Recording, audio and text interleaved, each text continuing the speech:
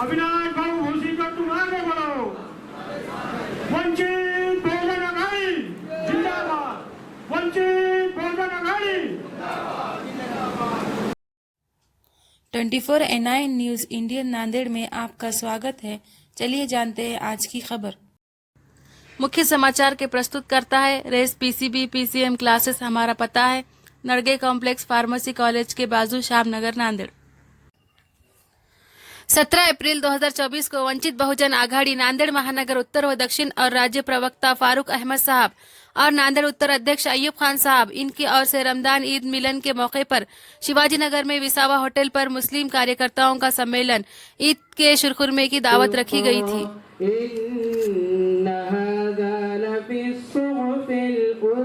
सर्व शाखा अध्यक्ष विशेष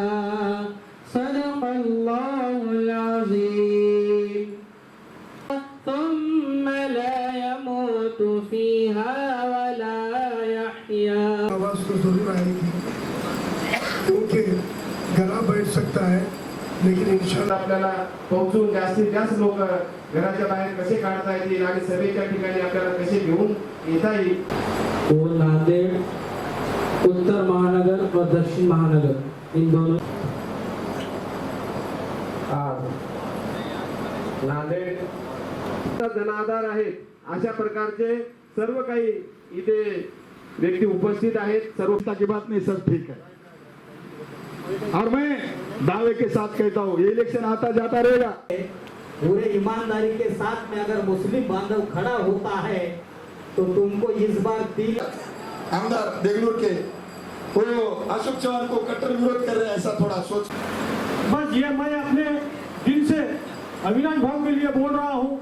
अब आगे की बात जी, वंचित बहुजन आघाड़ी के नांदेड़ लोकसभा के उम्मीदवार एडवोकेट अविनाश भोसीकर, इनका आज वंचित बहुजन आघाड़ी महानगर के सभी पदाधिकारी कार्यकर्ता, खासतौर से अंबेडकरवादी कार्यकर्ता, मुस्लिम कार्यकर्ता और ओबीसी समाज के नेता कार्यकर्ताओं का ईद मिलन और भीम जयंती के मौके पर एक सम्मेलन आज यहाँ पे हुआ है।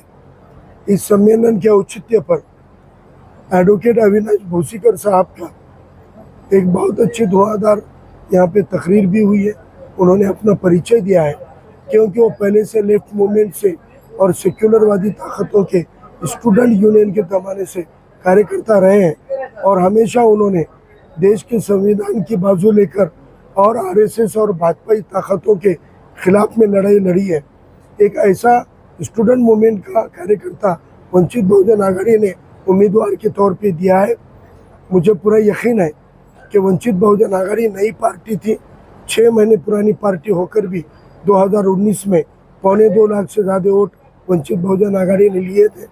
अभी वंचित और बहुजन वर्ग के वोटों की तादाद 2.5 से 3 लाख के करीब हुई है और उसके अंदर अब जो कैटेगरी से ओबीसी वर्ग से उम्मीदवार लिंगायत समाज के दिए जाने की वजह से कम 1.5 लाख वोट लिंगायत समाज, ओबीसी समाज का, गरीब मराठा, क्योंकि जरांगे पाटिल साहब ने महाविकास आघाड़ी और महायुति दोनों को हराने की अपील की है, तो तीसरा विकल्प उसके बाद वंचित बहुजन आघाड़ी बनता है।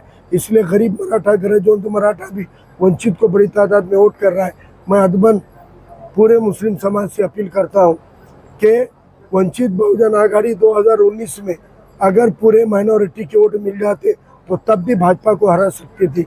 आज भी अगर मुस्लिम वोटों की तादाद अगर वंचित और बहुजनों के साथ जुड़ेगी तो ये नया तजुर्बा नांदेड़ से भाजपा को हराने का काम कर सकता है, क्योंकि हम देख रहे हैं कि कांग्रेस ने एक ऐसे शख्स को टिकट दिया है जो नायगांव के बाहर कभी निकले नहीं और अशोक चौहान के खास बनकर वो इतने साल रहे हैं, वो अशोक चौहान के खिलाफ नहीं जा सकते। आप अपने ज़मीर से पूछो कि आपको लगता है कि ये जो माधवराव पाटिल जवरगांवकर है, ये जो जितेश अंतापुरकर है, ये जो मोहन अंबर्डे, ये अशोक चौहान के खिलाफ काम कर सकते हैं? ये अशोक चौहान के खिलाफ खड़े हो सकते हैं?